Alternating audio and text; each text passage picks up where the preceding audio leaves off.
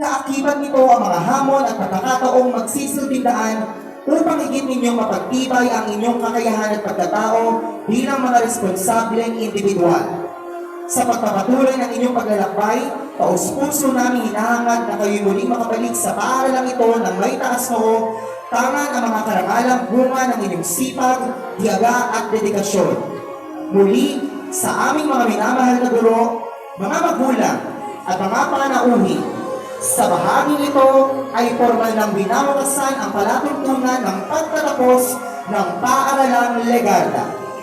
Ako po si Ginoong John Alberto F. Morales, ang inyong tagapagdaloy ng palatuntunan. Maraming salamat po sa inyong pakikisa. Maligayang pagtatapos at naway patuloy tayong pagpalain ng poong may kapal. Ang resesyonan. Ang paglabas ng mga sagisag.